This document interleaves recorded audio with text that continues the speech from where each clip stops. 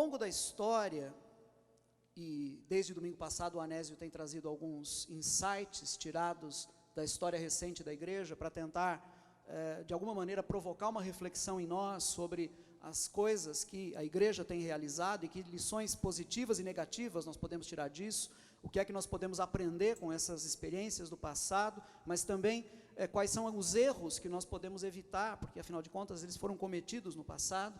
Eu, muito a meu modo, eu quero contribuir um pouquinho com essa reflexão que o Anésio tem feito, e eu começo dizendo que ao longo da história, houve muitos momentos em que a igreja perdeu a sua fisionomia. Houve muitos momentos em que a igreja teve, por assim dizer, o seu rosto desfigurado, porque começou a agir, começou a demonstrar um estilo de vida contrário à sua própria natureza, contrário à mensagem que ela, a igreja, diz que carrega. Isso aconteceu muitas vezes ao longo da história, e eu acredito que, infelizmente, está acontecendo hoje também, em vastos segmentos da igreja sobre o mundo, né? Sobre a face da terra. Agora, para poder refletir um pouquinho com vocês sobre isso, hoje, eu queria me valer, na verdade, de uma pergunta. E a partir dessa pergunta, eu acho que nós vamos conseguir nos orientar um pouquinho, no meio aí dos muitos incidentes que a igreja já viveu, e creio que nós vamos conseguir encontrar o nosso caminho e entender e nos apropriar de algumas lições importantes para nós. A pergunta que eu sugiro para vocês é a seguinte: o que deve nos caracterizar como igreja? O que deve nos caracterizar como igreja? Eu friso aqui o deve, né? Uma coisa essencial, uma coisa necessária. Em outras palavras, se existe um jeito de ser e de agir que caracteriza a igreja, que é próprio da igreja, e que, portanto, deve valer para todos os lugares e épocas, que jeito é esse? Vejam, eu estou procurando aqui com vocês não alguma coisa relativa, cultural, algo que é próprio da igreja brasileira, mas não da igreja portuguesa, não da igreja australiana, não é isso que eu estou falando, né? Não estou falando de pequenas diferenças culturais. Eu estou me perguntando por um jeito de ser e de agir que caracterize a igreja mesmo, que seja próprio dela, que seja característico dela, e que, portanto, seja um jeito de agir e de ser, que deve valer para todos os lugares e para todas as épocas também. Que jeito será esse? Pois bem, é sobre isso que eu quero conversar um pouquinho com vocês hoje. E eu começo por uma passagem que está lá na carta aos Hebreus, no capítulo 12, versículos 12 e 13. Na verdade, antes de ler esses dois versículos, deixa eu lembrar vocês alguma coisa sobre essa carta, que nós chamamos de carta aos Hebreus.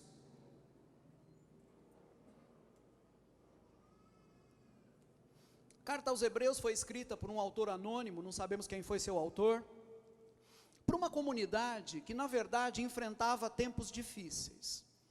Alguns dos membros daquela comunidade estavam sendo presos, perseguidos e presos, por serem cristãos, e a comunidade inteira estava sofrendo com essas perseguições. Então vejam, o autor está se dirigindo a uma comunidade que está passando por dificuldades severas. Os especialistas costumam dizer que essa carta, na verdade, ela só tem a saudação inicial e a conclusão na forma de carta, porque no resto é um sermão.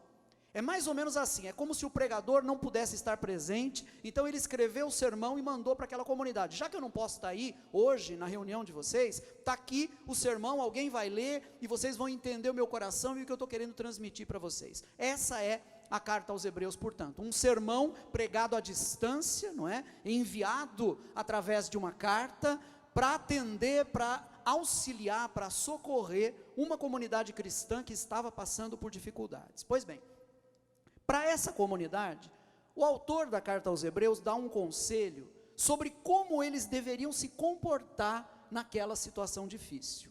E o conselho é esse que está no capítulo 12 de Hebreus, versículos 12 e 13. Portanto, fortaleçam as mãos enfraquecidas e os joelhos vacilantes. Façam caminhos retos para os seus pés, para que o manco não se desvie, antes seja curado. Gente, o coração da questão aqui é bastante simples. Vejam bem, pessoas estavam sofrendo naquela comunidade, Algumas provavelmente estavam abandonando a fé debaixo da pressão daquelas perseguições.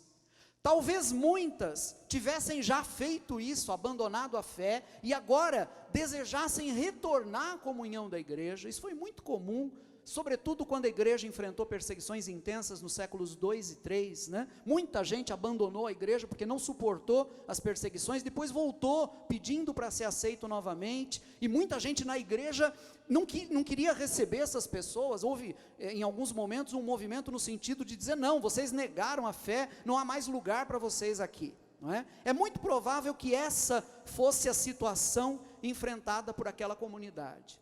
Mesmo entre os que permaneciam na comunidade, havia muito desânimo, nascido justamente da incompreensão quanto às dificuldades que estavam enfrentando. Afinal, por que é que nós estamos passando por tudo isso?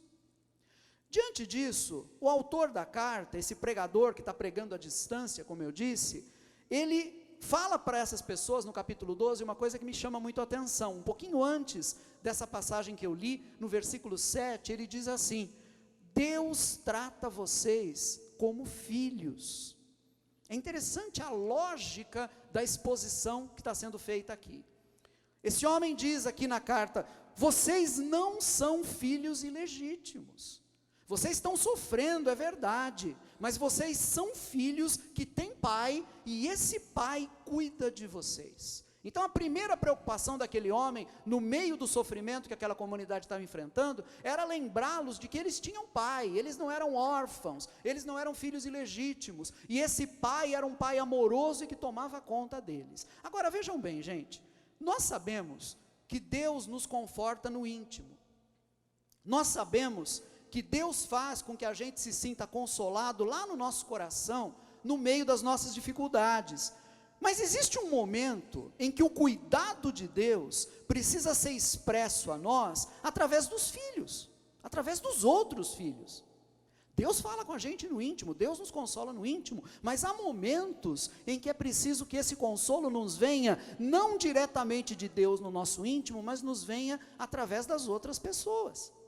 Há uma dimensão na qual esse conforto, esse consolo de Deus, precisam nos atingir através dos nossos irmãos. É para isso que existe a comunidade. E o que é que a comunidade deve fazer num momento como esse?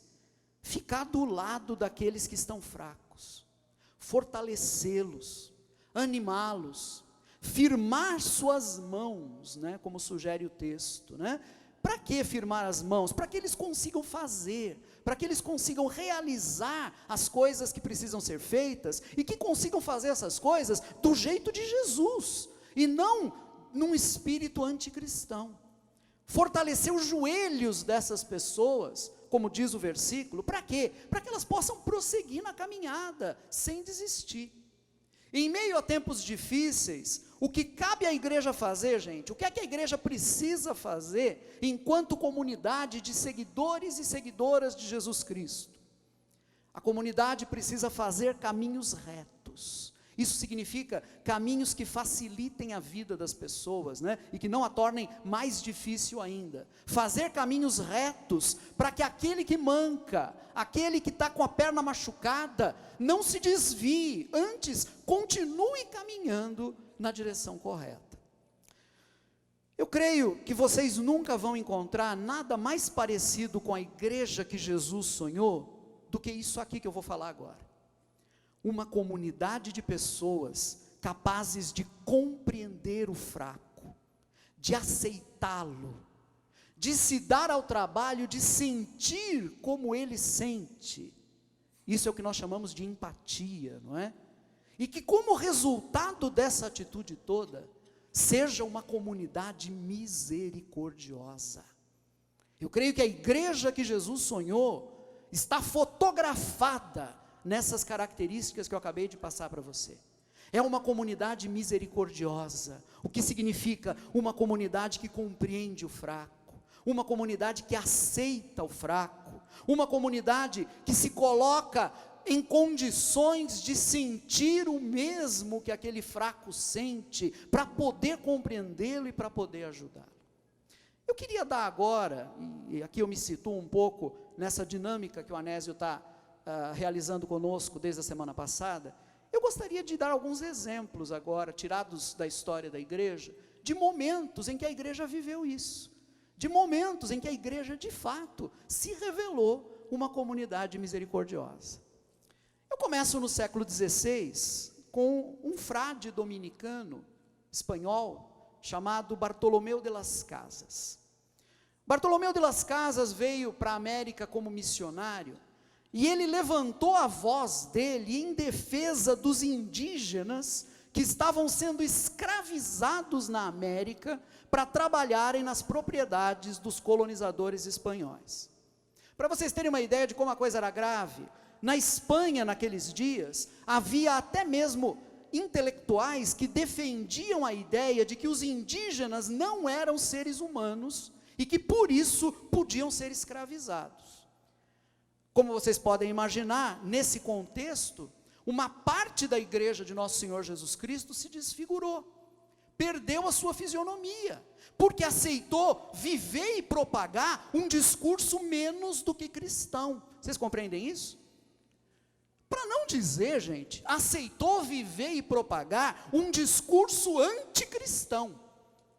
E me permitam dizer para vocês uma coisa, abrindo um parêntese aqui, o tal anticristo, do qual muitas vezes nós ouvimos falar, vejam bem, o tal anticristo não é uma pessoa que virá no futuro, o tal anticristo é uma atitude, entendem isso? Uma atitude, não é uma pessoa, é uma atitude que volta e meia aparece na igreja e assume o controle de partes significativas da igreja. O que tem de cristão hoje em dia, com a mente dominada pelo anticristo, é uma coisa impressionante. E volto a dizer, esse anticristo não é um demônio, não é diabo, esse anticristo não é uma pessoa, esse anticristo é uma atitude, mas é uma atitude humana que se revela anti-Deus, contrária a Deus, contrária ao Evangelho, contrária a Jesus Cristo. Pois bem, nos tempos de Bartolomeu de las Casas, uma parte da igreja estava se revelando como dominada pelo pensamento anticristo, porque ela encorajava atitudes contra esses indígenas que Jesus Cristo jamais respaldaria, que Jesus Cristo jamais apoiaria. Diante dessa situação, Bartolomeu de las Casas e seus irmãos dominicanos pregavam aos cristãos espanhóis que viviam na América, tentando mostrar para eles o erro deles, e dizendo a eles que eles deviam restituir, deviam devolver aos índios as terras e a liberdade que eles estavam roubando deles. Pois bem, claro que Las Casas e seus irmãos foram perseguidos por defenderem os indígenas, sofreram muita oposição. No entanto, eles deram mostras do que é ser realmente cristão. Queridos e queridas, não é possível ser cristão e compactuar com a violência, com a opressão, com a escravização, levantando sua voz em defesa dos indígenas, em defesa de suas terras, de suas florestas e de seu modo de vida. Bartolomeu de las Casas e seus irmãos deram testemunho do que é ser igreja na misericórdia, na compreensão, na empatia e na aceitação.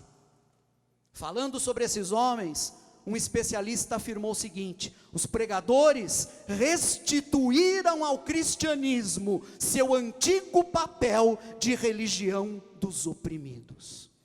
Isso é um exemplo para nós. Me permitam dar um pulo agora. Segurem firme nos lugares, né? Porque o salto é grande agora. Vamos para a Alemanha, em 1933.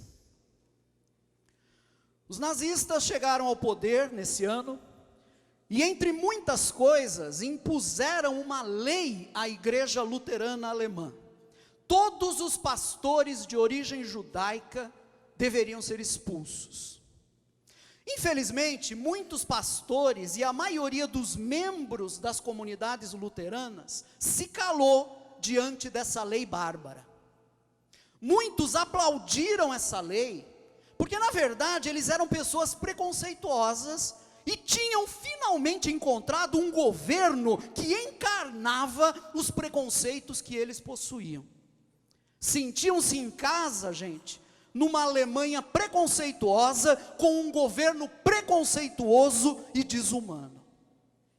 Mas houve quem protestou em nome daquilo que entendiam ser o coração do Evangelho. Houve quem afirmou que não era possível continuar sendo cristão e aceitar essa imposição feita pelo governo de Hitler. Essas pessoas romperam com a igreja luterana, não porque quisessem se separar dela, mas porque não podiam aceitar aquela situação, não é?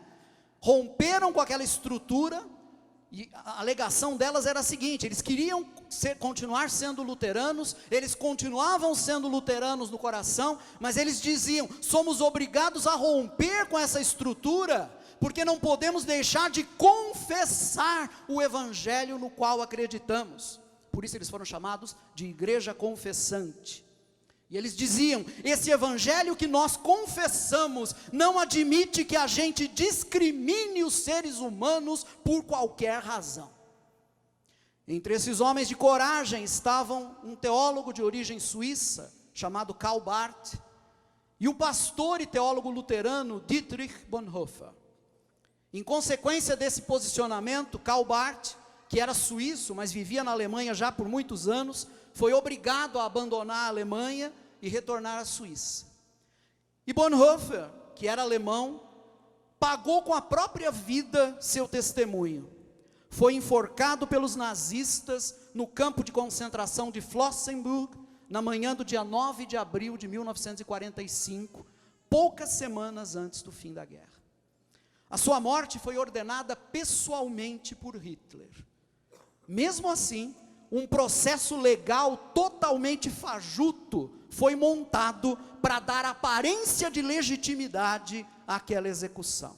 O fato curioso, gente, e que os biógrafos do Bonhoeffer destacam, é que vejam bem, o Hitler já sabia que tudo estava perdido para ele quando ele ordenou a morte do Bonhoeffer.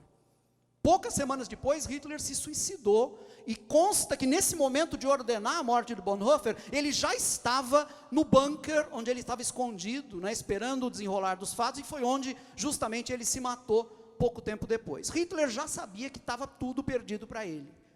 Ele não precisava ter mandado matar aquele homem. Mesmo assim, aquele homem medíocre e vingativo não podia admitir que seus inimigos continuassem vivos. E de fato, numa coisa, pelo menos, Hitler estava certo. Bonhoeffer era mesmo inimigo dele. Era mesmo inimigo dele. Porque Bonhoeffer não podia ser amigo de um homem cujas opiniões preconceituosas e cujas decisões representaram a morte de milhões de seres humanos. O resultado disso, Hitler terminou no esgoto da história. E Bonhoeffer é tido hoje no mundo todo por seus irmãos e irmãs, cristãos e cristãs, como mártir. Os pastores alemães e os membros de igreja que assumiram os preconceitos nazistas ajudaram a desfigurar o rosto da igreja naquele contexto. Vocês compreendem isso? Aqueles homens ajudaram a desfigurar o rosto da igreja. Bonhoeffer e pessoas como ele ajudaram a confessar um testemunho autêntico do que é de fato ser cristão. Vamos dar mais um salto agora, não muito no tempo, é mais no espaço. Da Alemanha de 1933, vamos passar para a Holanda em 1940. A Segunda Guerra Mundial começou em setembro de 1939 e a Holanda foi invadida pelos alemães logo no ano seguinte, em 1940. Uma holandesa chamada Corrie ten Boom contou para a gente a história da família dela durante esse período difícil, num livro que eu li há muitos anos atrás, chamado O Refúgio Secreto. No contexto de perseguição aos judeus holandeses, que começou, na verdade, logo depois da invasão do país, como era praxe, aliás, nas invasões que os nazistas faziam, então logo assumissem um controle, começavam a baixar no novo território conquistado as mesmas leis de discriminação contra judeus que tinham adotado na Alemanha, começavam a prender judeus, começavam primeiro a encerrá-los em guetos, depois a deportá-los para campos de concentração, naquilo que ficou conhecido como a solução final encontrada pelo governo nazista para o chamado problema judeu. E nós sabemos muito bem que a solução final era o extermínio em massa em campos de execução como Auschwitz e dezenas de outros que foram espalhados pela Europa. Pois bem, nesse contexto de perseguição aos judeus holandeses, a família da Corrie tomou a decisão de acolher na casa deles, o pai dela era relojoeiro em Amsterdã, acolher na casa deles, aliás, é uma cidade perto de Amsterdã chamada Haarlem, né? Acolher na casa deles tantos judeus quantos eles pudessem. E eles fizeram isso durante 4 anos. E fizeram isso com uma dimensão de carinho que me impressiona até hoje, porque vocês devem saber, os judeus praticantes têm toda uma série de restrições dietéticas, né? Eles só comem um determinado tipo de comida, que eles chamam de comida kosher, a comida preparada segundo as regras dietéticas judaicas. Os Ten Boom eram tão atenciosos que, apesar de todas as dificuldades de abastecimento daquele tempo, em que as pessoas recebiam cartões de suprimento para poder adquirir comida, apesar disso, eles faziam questão de oferecer comida kosher para os seus hóspedes judeus, para que eles se sentissem acolhidos ali naquela situação em que eles se encontravam. Essa família fez isso durante 4 anos. Finalmente, em fevereiro de 1944, toda a família Ten Boom foi presa pelos nazistas em decorrência das denúncias de um informante. O pai da Corrie morreu num campo de concentração na Holanda. A irmã mais velha dela, chamada Betsy, morreu pouco depois, em setembro de 1944, no campo de concentração alemão de Ravensbrück, para onde essa família foi transferida. Corrie sobreviveu e faleceu em 1983, aos 91 anos de idade. Antes da sua morte, ela foi convidada pelo governo israelense a plantar uma árvore na Alameda dos Justos, em Yad Vashem, que fica ali perto de Jerusalém. E vocês devem saber, essa é uma honraria concedida às pessoas que acolheram judeus e ajudaram judeus em momentos de dificuldade. Mas eu queria refletir com vocês sobre o que a Corrie fez. Vejam, o que ela fez afinal de contas? Gente, não foi nada heróico, ela simplesmente foi cristã. Ela simplesmente foi cristã. Ela e sua família, eles simplesmente foram cristãos. Porque vejam bem, não era possível ser cristão e compactuar com o desrespeito, a perseguição e a morte de milhões de seres humanos. Não é possível isso. Naquele contexto, muita gente ficou calado. Muitos ficaram indiferentes aos sofrimentos dos judeus, enquanto muitos outros se alegraram pelas razões que a gente já conhece. Eles eram preconceituosos e estavam à vontade naquela situação. Entre essas pessoas havia muitos cristãos que, com esse comportamento anticristo, ajudaram a desfigurar o rosto da igreja. Mesmo assim, pessoas como os Ten Boom ajudaram a mostrar o verdadeiro rosto que a igreja possui. O rosto do acolhimento, o rosto da aceitação, o rosto da inclusão, o rosto da empatia, o rosto da misericórdia. Porque vejam bem, a igreja, gente, não é igreja a menos que esteja fortalecendo as mãos enfraquecidas, a menos que esteja firmando os joelhos vacilantes, a menos que esteja construindo, através da sua maneira de ser, não os caminhos tortuosos do preconceito, da discriminação, da intolerância, da falta de empatia, da falta de caridade, mas os caminhos retos do acolhimento, da aceitação, da inclusão e da misericórdia. Para ser igreja tem que ser assim. É isso que é ser igreja. Vamos dar uma olhada por um instante para nós mesmos agora? Afinal, do que nos serve ficar olhando para os exemplos do passado, se a gente não está disposto a medir nossa própria vida por esses exemplos, não é verdade? Hoje em dia, há pessoas na igreja que foram contaminadas pelo pensamento do anticristo.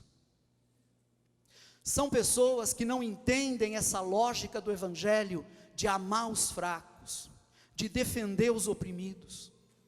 São pessoas que estão mais próximas de uma mensagem de glorificação dos poderosos do que do evangelho de Jesus Cristo, que é um evangelho de defesa dos oprimidos. São pessoas que não enxergam a contradição de se dizerem discípulos de Jesus e ao mesmo tempo de legitimarem a violência, de reproduzirem atitudes de exclusão e de discriminação. O que é que a gente pode dizer para essas pessoas? Nós só podemos dizer para elas o seguinte: vocês estão desfigurando a igreja de Jesus Cristo. A igreja de Jesus Cristo é a comunidade da aceitação, do acolhimento, da inclusão, da misericórdia, e não esse clube de vencedores que muitos falsamente tentam vender por aí como sendo igreja. A igreja, gente, é a comunidade dos fracos, dos que precisam de ajuda, dos que são discriminados, dos que são excluídos, porque em nenhum outro lugar, senão na verdadeira igreja de Jesus Cristo, essas pessoas vão ser acolhidas. E se você não as acolhe, se você as discrimina, se você é indiferente a elas, se você reproduz a respeito delas os chavões que você escuta na televisão e que você lê nas redes sociais, então me perdoe dizer, mas você dá mostras de ser tudo menos cristão. É com um senso muito grande de seriedade e de reverência que eu digo isso para vocês.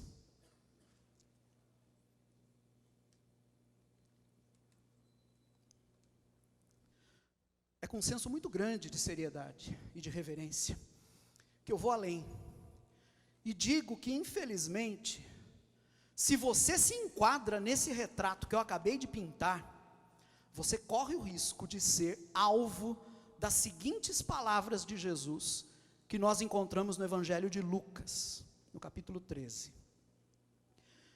Quando o dono da casa se levantar e fechar a porta, vocês ficarão do lado de fora, batendo e pedindo: Senhor, abre-nos a porta. Ele, porém, responderá: não os conheço, nem sei de onde são vocês. Então vocês dirão: comemos e bebemos contigo, e ensinaste em nossas ruas. Mas ele responderá: não os conheço, nem sei de onde são vocês. Afastem-se de mim, todos vocês que praticam o mal. Não pense que você não pratica o mal porque o seu código de comportamento é severo, ou porque você é um intransigente moralista. Como está demonstrado na lógica desse texto de Lucas 13, e na verdade na lógica de todo o Evangelho, praticar o mal não tem a ver com códigos morais, mas com a atitude que nós assumimos diante dos outros seres humanos. Compreendem isso? Quando Jesus diz: afastem-se vocês que praticam o mal, ele não está pensando em gente que preenche um questionário de moralidade e tira nota 10. Ele está perguntando na verdade o seguinte: qual é a sua atitude diante das outras pessoas?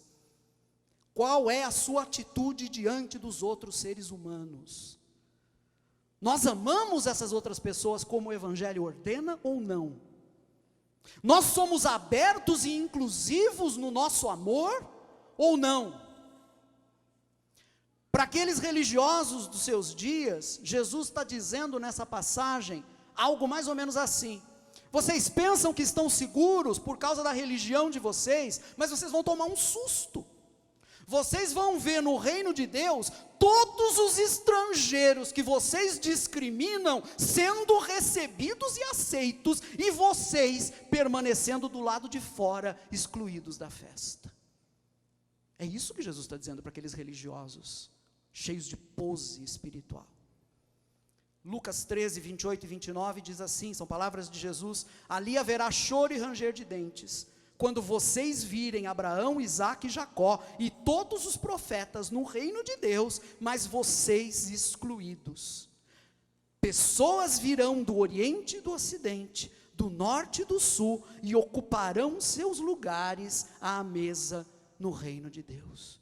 Para aqueles judeus que imaginavam que somente os judeus estavam salvos e que os estrangeiros estavam todos condenados, essa palavra de Jesus era como uma bomba atômica, vocês estão entendendo?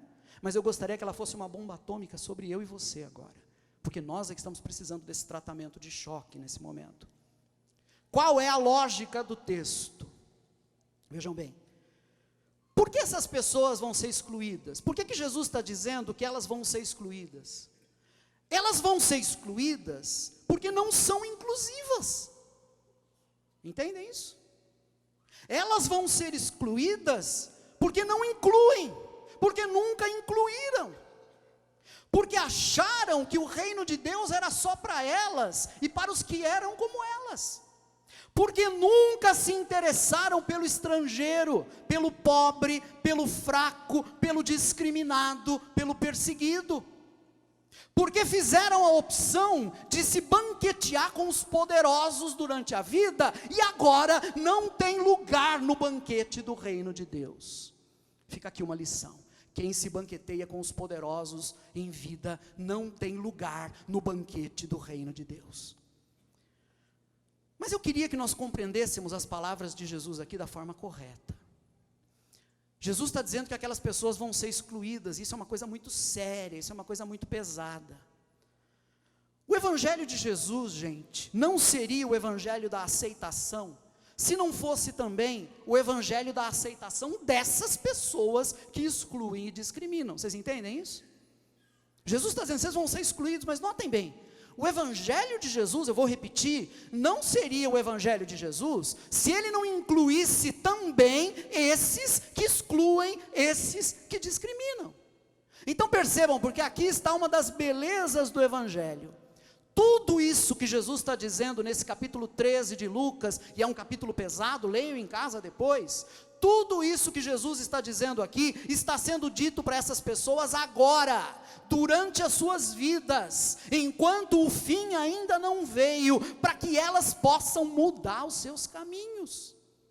O evangelho não seria o evangelho, se não contivesse dentro de si, como a pérola na ostra, a possibilidade do arrependimento. Você não precisa ser excluído, você mesmo, você que exclui, você que discrimina, pois bem, você não precisa ser excluído, porque agora mesmo você pode se arrepender, agora mesmo você pode parar de excluir os outros. É com essa nota que eu queria encerrar essa nossa reflexão. Uma reflexão breve foi a que eu planejei para hoje. Hebreus 12, versículo 13 diz assim: façam caminhos retos para os seus pés, para que o manco não se desvie, antes seja curado.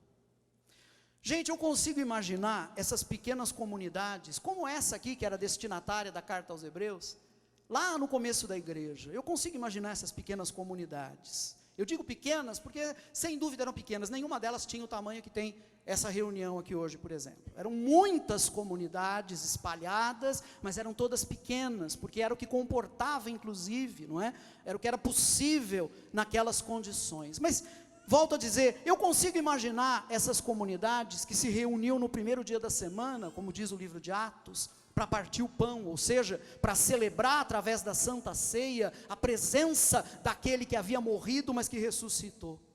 Nessas comunidades, onde era celebrada a presença daquele que foi julgado injustamente, foi sentenciado, foi torturado, foi executado como criminoso, como bandido, mas ressuscitou.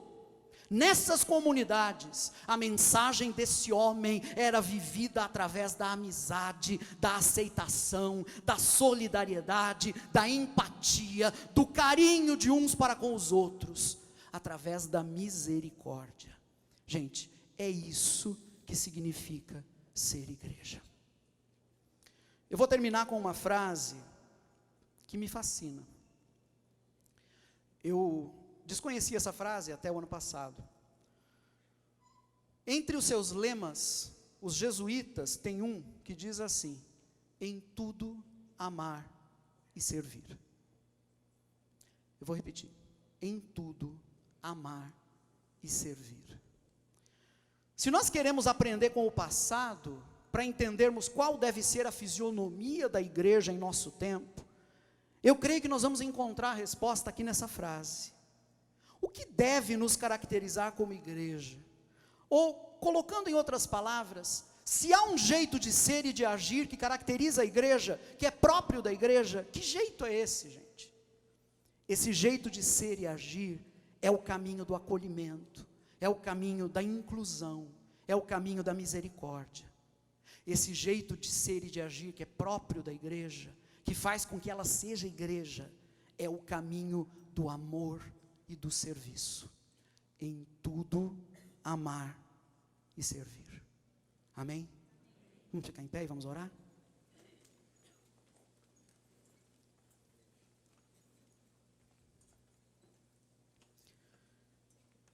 Pai, agradecemos ao Senhor pela Tua palavra, que traz vida ao nosso coração, pela Tua palavra que nem sempre é fácil de ser ouvida,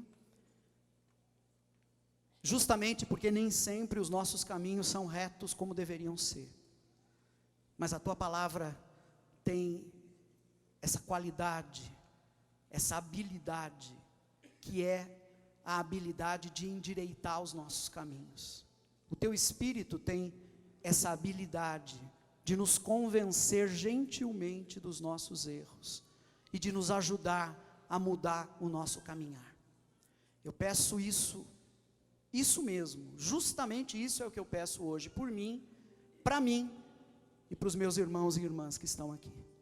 Que o Teu Espírito Santo corrija os nossos caminhos. Que o Teu Espírito Santo nos torne, na nossa vida pessoal, misericordiosos, inclusivos, abertos, dispostos a acolher, dispostos a aceitar o fraco, a ajudá-lo, dispostos a viver e a encarnar essa aceitação que Jesus, mais do que ninguém, personificou sobre a terra. Que o Senhor nos dê a habilidade de fazermos isso. Obrigado, Pai, pela Tua palavra que nos alerta e que, alertando-nos, nos traz de volta para aquele caminhar que é o que o Senhor deseja para nós. Nós Te agradecemos por isso e ao Senhor pedimos força para este dia, força para esta semana, força para este tempo que estamos atravessando, para a glória do Teu nome, em nome de Jesus. Amém e amém. Queridos e queridas, que Deus abençoe vocês e dê a vocês uma semana cheia de luz. Vamos em paz, que o Senhor nos abençoe. Amém.